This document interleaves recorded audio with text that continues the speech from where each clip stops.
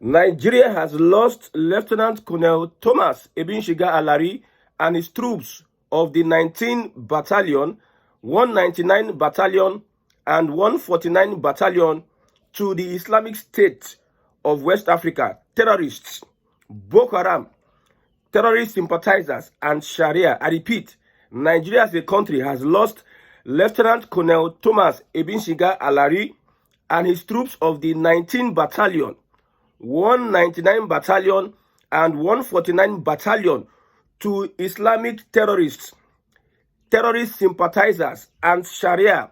We have said it and will continue to say it, that if President Bola Ahmed Tinubu does not remove Sharia from our system, insecurity will keep on going on in the northern part of this country and spread all over Nigeria. Sharia is a breeding ground for insecurity. Now we are losing soldiers and even southern soldiers. We are losing southern soldiers to the war of insecurity, of terrorism, supported by northern Nigeria. Northwest governors are having peace deals with bandits and terrorists. I repeat, Northwest governors are having peace deals with bandits and terrorists. Then how do we eradicate terrorism in this country if governors, we are talking about local government chairmen having peace deals with bandits, but now it is governors, they are hiding. You will not see it in the news. You will not see it in our conventional news because they are being censored. But these reports, they are true. Northwest governors, governors in northern Nigeria, they are having peace deal with bandits. Then how can Tinubu fight insecurity when people, the people that are sympathizers to these criminals are more than those that want insecurity to end in northern Nigeria? Now, in northern Nigeria, governors are having peace deals with terrorists and bandits. In the south, they are inviting extremist scholars in southern Nigeria, in the southwest, to come and start sharing their extremist ideas. Sharia, they are using style to propagate Islam and extremism. In Nigeria today, I told you that the Fulani would never stop at making sure that they pursue their agenda of Islamizing Nigeria, no matter what. If you like, let the whole world say they are going to invade Nigeria. It will not stop the Fulani. That is why we need to restructure this country. That is why President Bola Ahmed Tinubu should stop pursuing your political ambition. We know that your political ambition is number one. You can do anything to please these bloodsuckers because you want to win an election. We know. But you also need to know that there are people that are supporting you. You need to secure your ultimate responsibility is to secure the lives of your people. Why would the president be sending emissaries to Plateau State to have meetings with Fulani that are the killers, and the farmers and the indigents? We have had peace meetings in the past, and it has failed because why? Let me read this. You cannot defeat insurgency or banditry in a terrain where sympathizers outnumber the patriots. You cannot be having peace deals with this guy. That is a form of peace deal that Tinubu is having in northern Nigeria. You are sending an emissary to go and let's have a conversation. We have been having this conversation since how many years, but yet it does not amount to anything.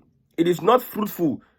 The politicians should not pretend as if they don't know the real cause, the real reasons why these guys are causing insecurity. The governors in northern Nigeria see these guys as their soldiers. They will not admit it to you. They are liars and manipulators and they are deceivers.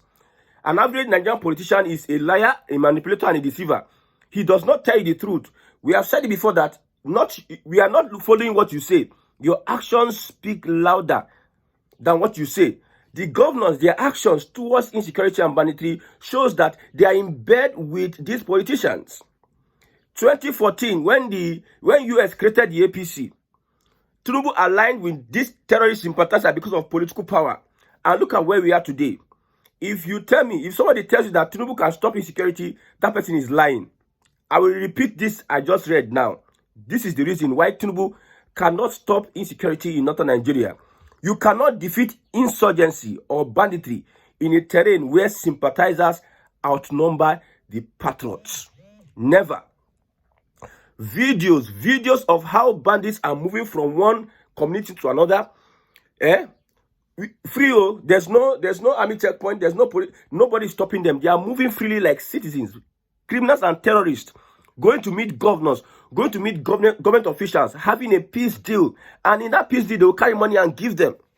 I've asked this question. A bandit that is making money by stealing resources, some of them make almost 50 million naira every month, millions of naira every day. Some of these bandits, and they use it to push their agenda, which is Islamization. So how do you make a peace deal with somebody who lives in stealing, who lives in destroying, who his livelihood is just to steal and destroy and push for Islam? To do what? Is it for him to stop? I don't understand. Are you making a peace deal for them to stop the evil they are perpetrating on Christian communities? The most people that are in danger are people that does not align with their Islamic ideologies. See, people come out and say, okay, Sharia does not affect. Sharia does not affect. Just look at the pattern. Look at the pattern. Look at what is going on in northern Nigeria. Look at what Sharia has brought in northern Nigeria. Sharia in Islam is used to put a people in bondage, to enslave a people, to chain a people. That's what they use Sharia to do. So the elites, they know in their mosque, in their secret places where they have their secret meetings, they know that Sharia is a tool they are using to dominate people. Yes, it's a tool used for conquest. They'll say it does not affect non-Muslims. But during fasting, if you are fasting now, they'll say you don't eat. If you are selling alcohol, they will come and destroy your shop. Are these people non-Muslims? What happened to Deborah? Deborah is a non-Muslim. Why should the Sharia practice not affect Deborah? Somebody said that if you say Jesus is Lord, Jesus is God, it is blasphemy. So saying Jesus is God is blasphemy. So under Muslim rights and tradition, I need to be killed. Look at such mentality. Look at such barbaric way of life. Okay, I say Jesus is Lord, it is blasphemy. And blasphemy in Islam is they kill you.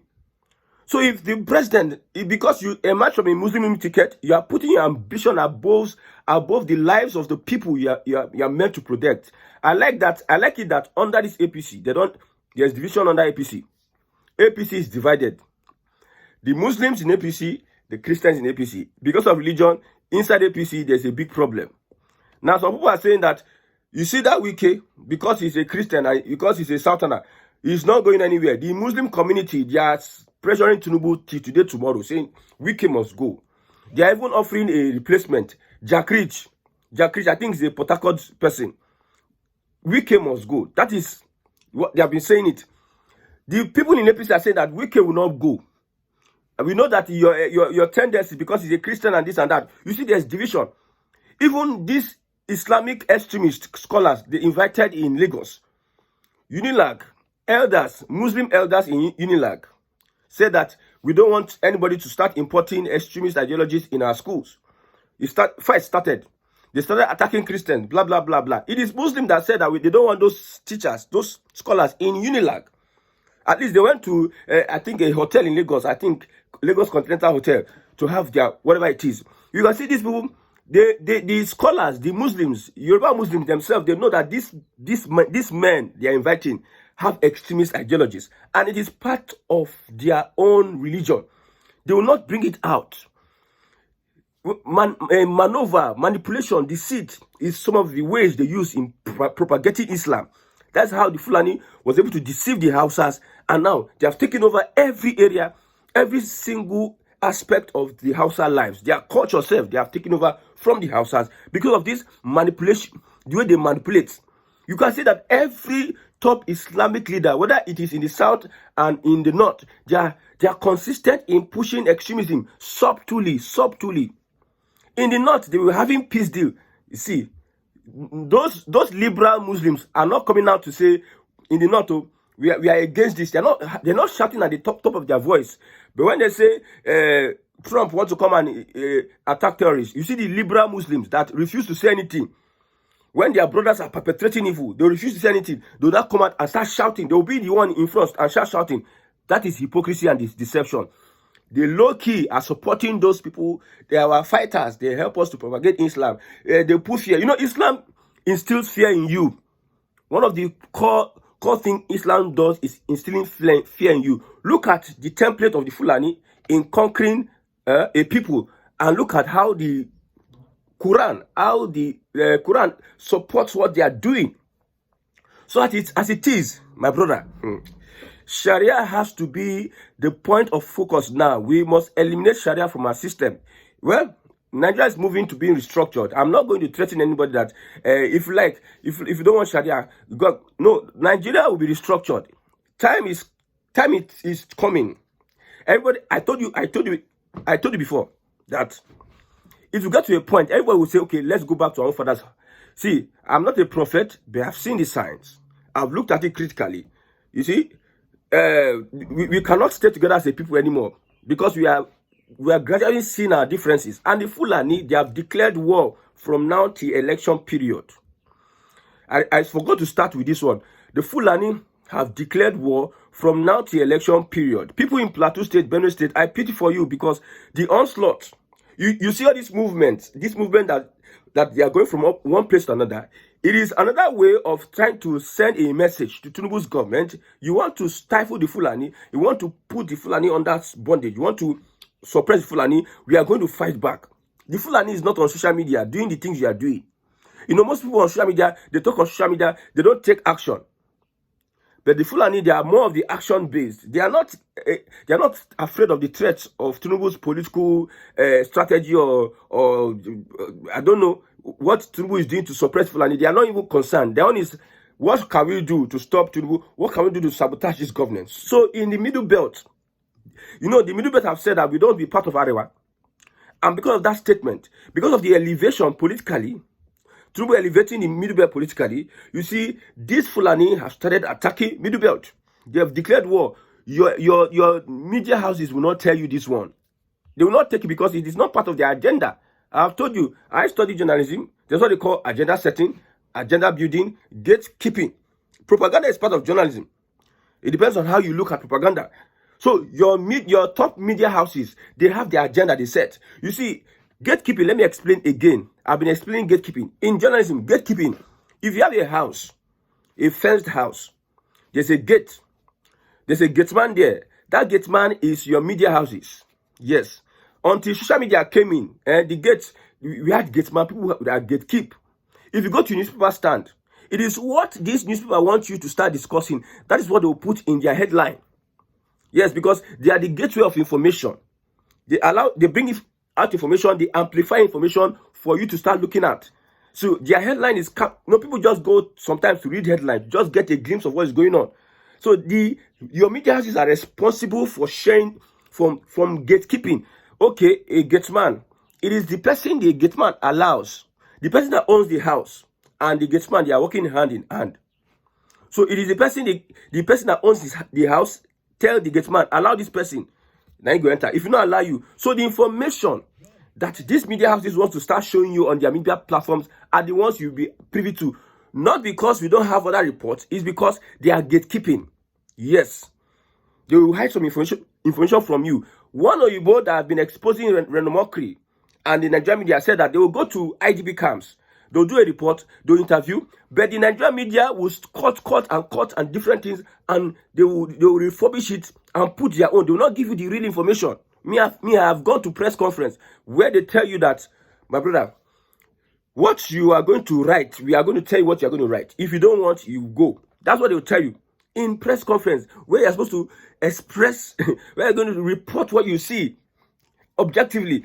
They will tell you that if you are not going to agree to our terms and conditions, even if you go to press conferences, and the organizers of the press conference, they will be monitoring your TV or your news website.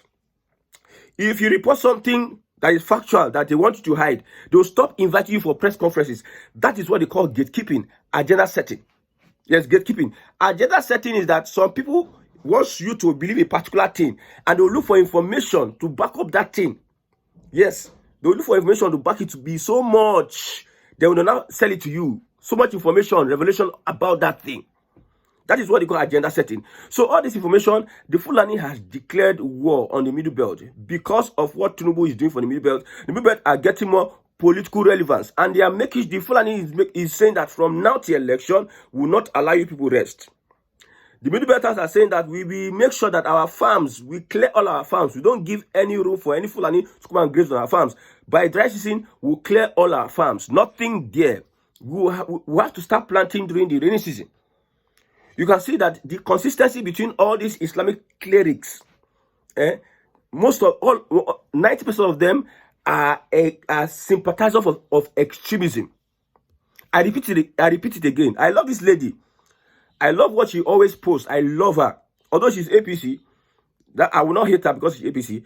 I love this lady is very intelligent. I will not mention her name. You can't defeat insurgency or banditry in a terrain where sympathizers outnumber the patriots. That is to the President Bola Ahmed Tinubu. Then if you have this situation, what should you do? The root of insecurity is Sharia. Sharia must be uprooted. If you like it, if you really want, if Tinubu really want, because I know that there's a line Tinubu cannot cross. I've told you that the APC cannot give you good governance. Tinubu cannot give you good governance because the system that produced insecurity and banditry produced him. And for him to fight that system, he needs a lot of alignment and realignment. Align with the Southerners, align with this and that, align with people. You know, it's a Muslim ticket. He needs to a lot of alignment and realignment. I know that the cancer of Sharia, oh my God, see, some people don't understand the kind of problem we are in now. They don't understand the kind of big problem we are finding ourselves. They don't understand. They think it's ordinary. You are sleeping in your house, yeah, because people up north are facing the heat. When they crush those people, they enter your terrain. That time your eye go clear. Most of you are saying, let me jackpot, jackpot to where? You are leaving your ancestral home for these terrorists to take over. You say jackpot. There are communities in the north that have been wiped out by the Fulani. It is a red and danger zone. Even they say there's peace. People refuse to go back because they know that these places, if the Fulani sees that you are back there, they will go back because there's no restraint. The local government, they're having tea. They're having dinner with them, with criminals and terrorists. The government, they're having deals with criminals and terrorists. How do these people go back to those places? I've asked this question. Why is it that insecurity, they affect Fulani? Any killings you see the Fulani and the Islamic terrorists and extremists and sympathizers, any video you see they post about, did they kill Muslims now? It is a reprisal attack. It's an issue of a reprisal attack. It is not an issue of they just want. Why is there Boko Haram in the first place? Why is there Islam in the first place? Why are they fighting? It is to Islamize the country. Why is there Islam in any place? It's to Islamize, make sure that if you're a non-Muslim, you will have to accept Muslims. They have to put fear in you, subjugate you to accept Islam. That is why there's Muslim in any place. It is dangerous. You know, say in the southeast, not that we are saying we are not religious tolerant. It's because we know the final aim of Islam in any community. Anywhere you see Islam is.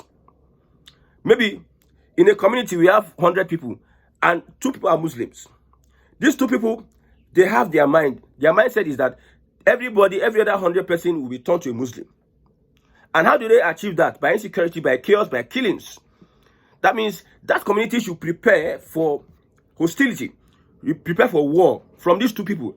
When they start growing, if they cannot grow, you know, the Fulani, the way the Fulani entered the houses and the way this Islam is trying to propagate itself is almost the same way. Those 2 people among the 100 people, they'll just align with you. Some of them don't have provisions.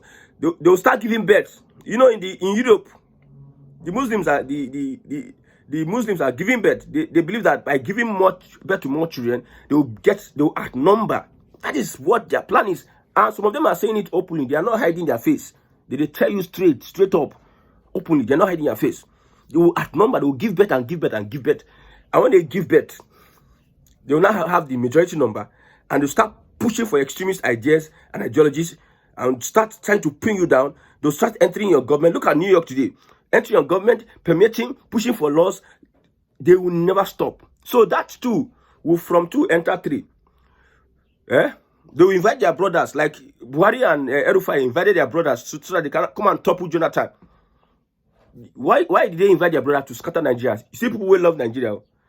They invited terrorists to come and scatter Nigeria, and they will tell you that we are one Nigeria. the unity of Nigeria is non-negotiable. This, that. You are inviting terrorists to destabilize your country, and you tell me that these guys are patriotic. I've told you there's no politician that is patriotic. Look at the President Bola Ahmed Tinubu now. Like I said, his number one ambition is to spend 8 years. That is number one on his table. Every other thing can go under. Then the second one is to make sure he builds a political empire. And if it takes for him to build that empire to crush the Fulani, he will do so. Yes, and he restructured the country to benefit his people in the southwest. These are one of the main reasons why Tinubu will be president. So aligning with restructuring, that's why we are supporting him. Restructure this country out of the hands of the Fulani. But you see, the president has shown that he does not have the capacity to stop insecurity because he is of the same stock like them. What produced him, the system that produced him, is a system that propagates terrorism and jihadism. So it is difficult for him to be able to look at his vice president. Most people in his cabinet are terrorist sympathizers. Because I cannot see why there's a reason. These people are leaders in northern Nigeria, and the governments and local government chairmen keep on having peace deals with bandits. If you're not a terrorist sympathizer, you will be the one shouting at the top of your voice. When America said that they want to come and attack terrorists, some of you people started shouting at the top of your voice. Somebody is coming to solve an issue, a security issue in your region. You are shouting at the top of your voice. You are looking at the ulterior motives. But now you yourself, things are going on. Peace deals is going on. People are committing atrocities. Sending people out of their ancestral homes. Killing, kidnapping. You are not saying anything. It tells us that you're a sympathizer. What's off is what is going on in the southwest today. Last time you rejected the Sultan of Sokoto from bringing in Sharia. You pushed back from bringing Sharia. And you thought they would stop. My brother, they will not stop. You can see now that they are inviting Islamic scholars. Most of these Yoruba scholars are being sponsored by some of those guys abroad. So they have no option because they don't chop money. They'll be bringing all these extremists and the tension will be rising. In the southwest now, the tension will be rising. In southern Nigeria now, the tension will be rising. You see, one thing about religion is that religion is like drug, like colos. It takes over your reasoning. You don't reason well. You don't reason normally again. It takes over your metabolism, your mentality. It takes over everything.